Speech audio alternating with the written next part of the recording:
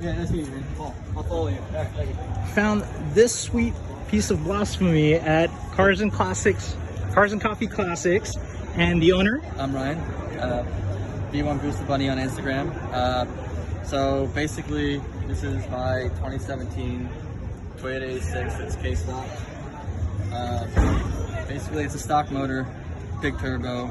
It's a Precision 6266. Built T56 Magnum. So the drivetrain can support 1,000 horsepower back. Just a stock motor for now. I actually just moved out of here from Pennsylvania. Oh wow, so okay.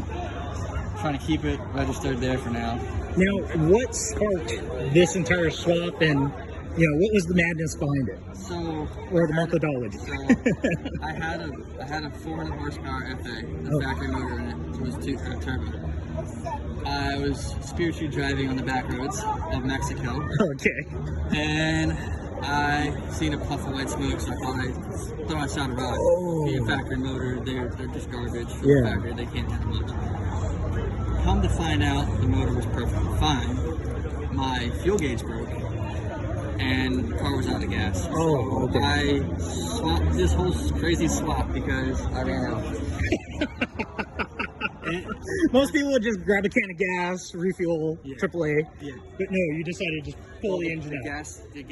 The gas needle was pegged at full, so I thought it was full. So I just filled up the day before, but it was running 85. I was beating it, so it was one of those, like, I wasn't thinking gas was empty. Yeah. Yeah, I went to go drain it when it did decay, and like that much came out, like it hit a quart.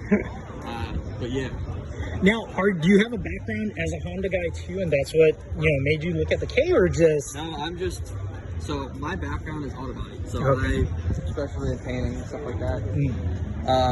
No, I just kind of tinkered with it and built it myself. NA, like I did this swap originally NA, and then drove it around to make sure the motor and everything worked properly.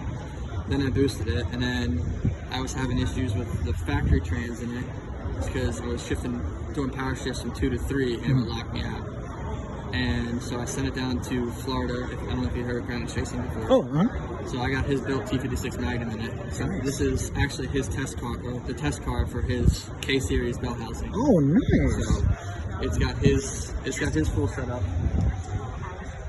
And this is going to be basically what you're running is what he's going to release as a kit? Yeah, he already released it last. So he just needed a car last year to actually get everything figured out. But yeah, he now sells the full swap kit for the T56 Magnum to the K-Series for any car now. Nice. And you're originally from Pennsylvania, you said?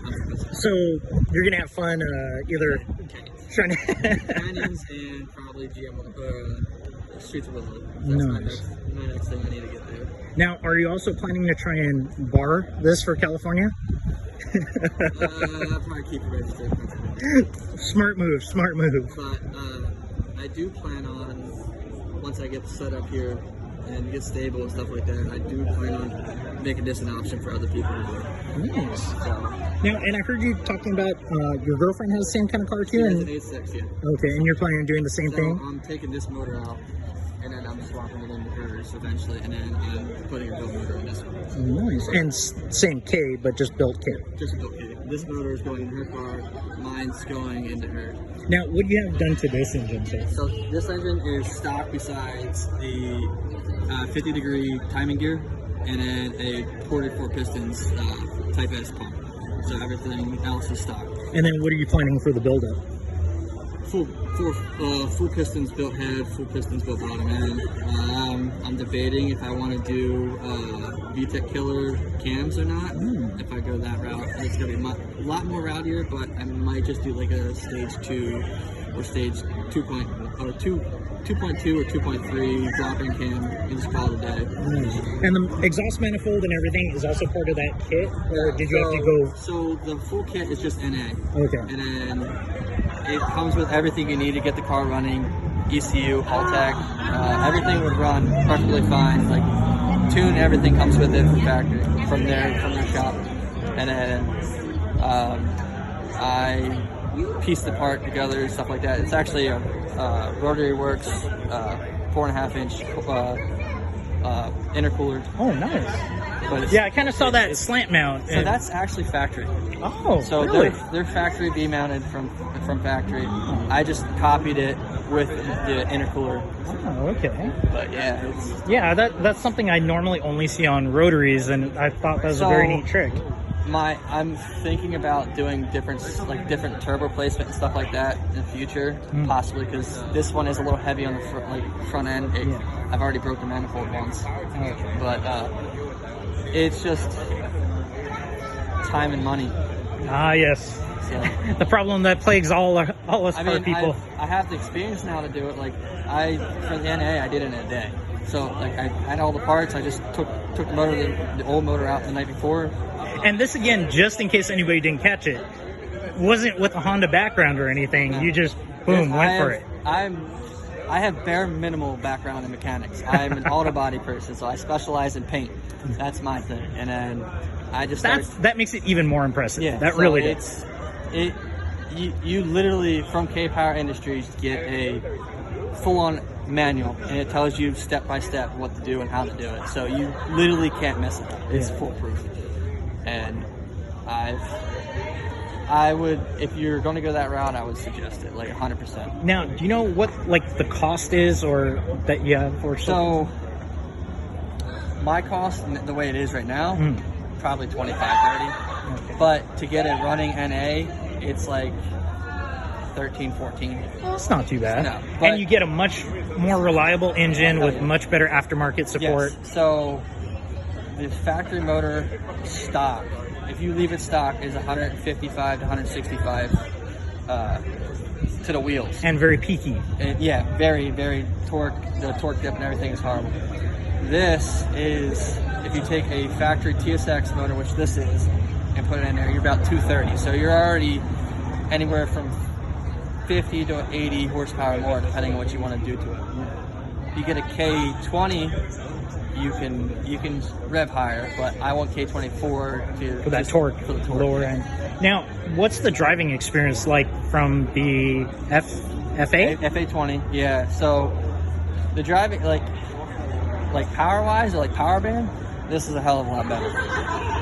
Balance and everything too. It's actually 250 pounds lighter with this motor in it, so nice. It makes it, with all the seats removed and back seat, this car weighs 2,300 pounds, making 550 horsepower. Nice.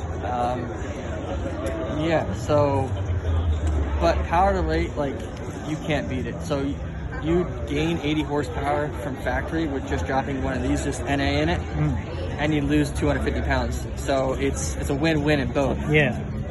And the price on these chassis is coming down. So if you were to go get like a rolling shell right now, you can get it for $1,500 to $2,000. And then for the price of a running one, they're like $23, $24 for a decent one. Yeah. You can just get the rolling chassis and build this for cheaper. Nice. Man, I think right there, you may have just breathed new life into this chassis, because I know it's kind of fallen off a little bit. It has. And then the new one fell off right away, because like all the EPA stuff and stuff like that, it's just getting it be a pain in the ass. Yeah. Well, yeah, and I think that's probably going to be the biggest thing in California.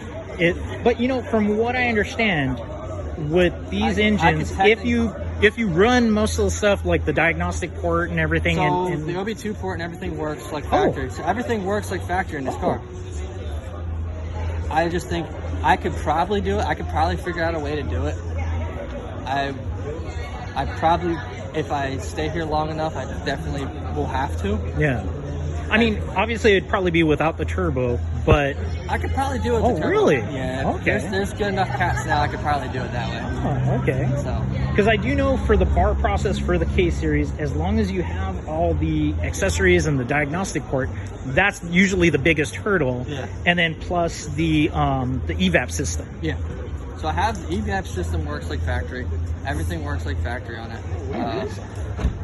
The only thing I don't have a cat, but that's time at 10 doesn't. Well, I mean that's the only honestly that's the only thing that I can literally weld one in and be fine. Well, I mean that's a huge jump for anything with these Ks too, because a lot of times people are running the Ks, but they're not on any of the OEM system, not for the diagnostic ports. So by doing something like this, you've also gotten it closer to somebody getting it legal in California. Yeah. So I mean, I I could go down that route.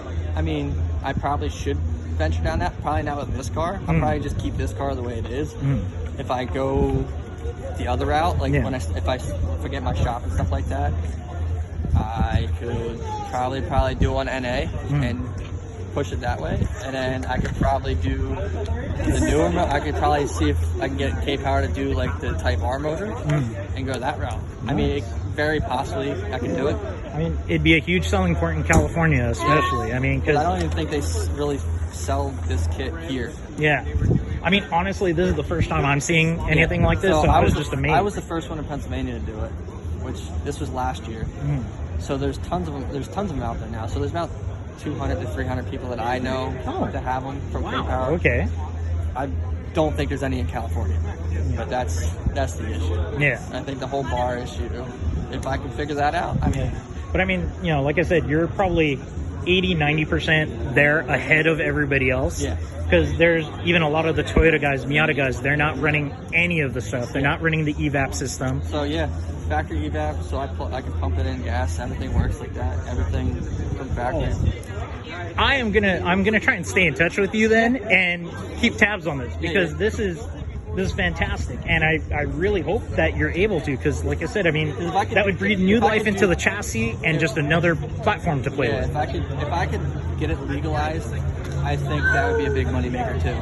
Yeah. I think that would be a big deal out here. Well, I mean, because as it is, you have guys that they're trying to find like S2000s to have some fun in rear wheel drives, but the prices of those going up really makes it not feasible to have this kind of fun. Yeah. With this platform, the S2000s, there's F20s and F22Cs. They're expensive. Yes. I just pulled my buddy, or her buddy, just blew his head, or popped the valve and punched a hole in his piston, so it's shot. He's looking for a K-swap. Yeah, and that seems to be the route. The NSX guys are going that route. The S2000 guys are going that route. But I mean, this, you not only have a nice rear-wheel drive platform to work with, have something that's much newer. You have great aftermarket support for the suspension and everything like that, and then now you have the greater aftermarket support for the engine. Yeah. I mean, this is just fantastic. Appreciate it. How long did it take you to? So NA took me a day.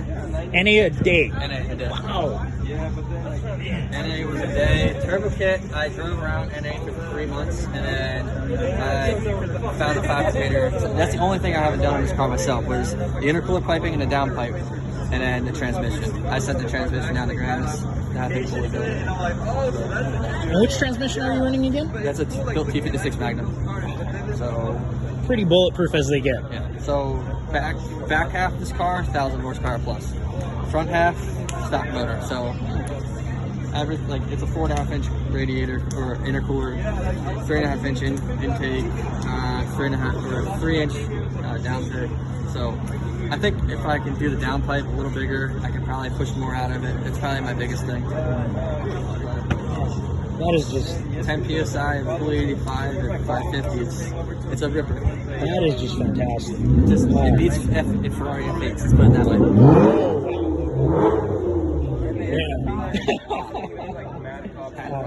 I had the guy cut me off here. Of course, here. First day on the car out. Man, I mean, it's a beautiful car, beautiful package. Thank you for taking the time with me. I appreciate it.